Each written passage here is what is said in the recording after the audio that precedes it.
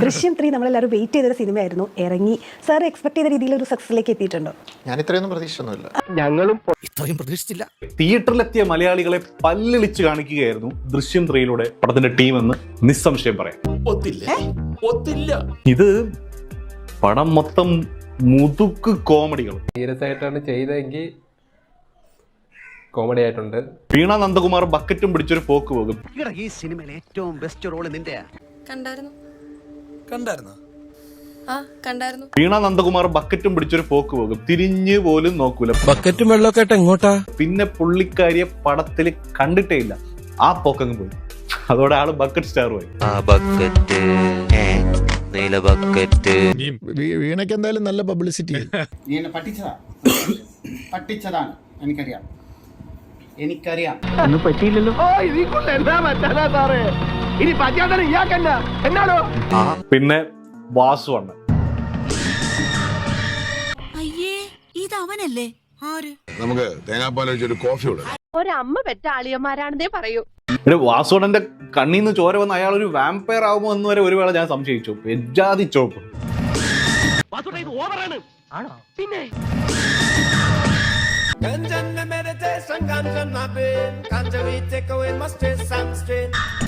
അടുത്ത കോമഡി സിദ്ദിഖ്.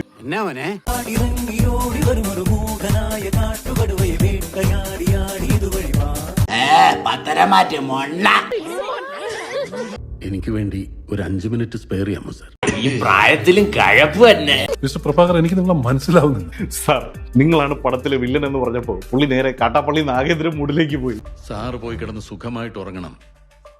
ഇനി അങ്ങോട്ട് ജോർജ് കുട്ടിയുടെയും കുടുംബത്തിന്റെയും ഉറക്കമില്ലാത്ത രാത്രികളാണ്. ആ പഴയ പ്രഭാകരൻ തന്നെയാണോ ഈ സംസാരിക്കുന്നത്? കല്യാണം നടത്തില്ലടാ, നടത്തിക്കില്ലടാ, വിടില്ലടാ എന്നൊക്കെ പറഞ്ഞു വേറെ ഏതോ പ്രഭാകരൻ. പൊട്ടന്ന് ലോക പൊട്ടനാണ്. ഇതിന്റെ ഇടയിൽ വീരസാർ. വേറെ നല്ല പേരൊന്നും കിട്ടിയില്ലേ മോനെ? ഞാനും മൊണ്ണ, നീ ഒരു മൊണ്ണ. പടത്തിന്റെ ലാസ്റ്റ് പറമ്പീന്ന് ചാടിപ്പോയ അവീര സാർ പിന്നെ പൊങ്ങുന്നത് നടുക്കടലിൽ രാമേശ്വരം.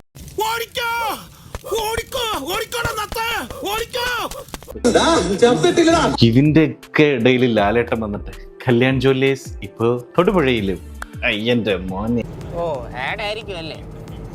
സ്വർണം കല്യാൺ ജ്വല്ലേഴ്സിൽ എടുക്കണം. കല്യാൺ ജ്വല്ലേഴ്സ് തൊടുപുഴയിലുണ്ടല്ലോ. എല്ലാവരുടെ സന്തോഷത്തിലൂടെ നമ്മുടെ ഞമ്മന് എന്തെങ്കിലുമൊക്കെ വേണ്ടേ? ലാസ്റ്റ് വരെ ചോരക്കണ്ണ് ഉരുട്ടി സർവ്വ ഭീമന്മാരെയും വിറപ്പിച്ച വാമ്പയർ വാസുവാണ്. ജീവന്റെ അവസാന തുടിപ്പോരെ ഈ ഹക്കീം പൊരുതും. പെട്ടെന്ന് ജോർജ് കുട്ടി വന്ന അയാളോട് പറയാണ്, സത്യം പറയടാ, ഇല്ലെങ്കിൽ ഞാൻ എവിടെടാ നീ അവനെ കൊന്നു താത്തിയത്? എന്നെ കൊന്നാലും നിനക്കൊന്നും കിട്ടില്ലടാ. എന്നെ കൊല്ലണേ ജോർജ് കുട്ടി. എന്നെ തല്ലിക്കൊല്ലേ. ഞാനെല്ലാം പറയാം. ഇതിന്റെ ഇടയിൽ ജോർജ് കുട്ടിയൊക്കെ ലാസ്റ്റ് ആയപ്പോ ഷൺമുഖം മൂട്. ലോകത്തിൽ നിന്ന് വരെ ആരും കാണിച്ചിട്ടില്ലാത്ത ഒരു തറവേല ഞാനിപ്പോ ഇവിടെ കാണിക്കാൻ പോവാണ്. കൂടെ നിന്നോണം. നിന്നെ ഇവിടെ ഇട്ട് പരസ്യമായി തല്ലാൻ പോകും. തല്ലാനോ? അയ്യോ അത് വേണ്ട, എനിക്ക് ചിലപ്പോ നോവും. ഇരുമ്പ് ദണ്ട് കൊണ്ട് പ്ലാച്ച് എന്നല്ലേ അടി. കിളവന് നല്ല ഉന്നമില്ലാത്ത എന്താ ചത്തില്ല. എന്താ ഗോപ നീ പറയണേ? സ്വന്തം മകനിട്ട് ഏതെങ്കിലും തന്തപ്പ അരപണി? ഈ ലോകത്ത് ഒരു തന്ത പണിയില്ല, പക്ഷെ എന്റെ തന്ത പണി. പടത്തിൽ ആകെ കുറച്ച് ബോധം ഉണ്ടായിരുന്നത് വിളക്കുതി, തൊപ്പി ഊതി ബാസ്റ്റിൻ സാറിനായിരുന്നു.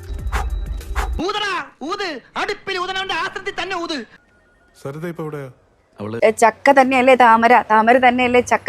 ഞങ്ങൾക്ക് അറിയാം ചക്ക ഇനിയിപ്പോ തുറന്നു നോക്കിയാ താമര പോലെയല്ലേ ഇരിക്കുക. ആകെ കുറച്ച് ബോധം ഉണ്ടായിരുന്നത് ബാസ്റ്റിൻ സാറിനായിരുന്നു. പക്ഷെ അങ്ങനെയും പ്രഭ സാറ് വീഴ്ത്തിക്കളഞ്ഞു. ഇതാരാ നോക്കി? ഇതൊക്കെ മനസ്സിലായില്ലേ?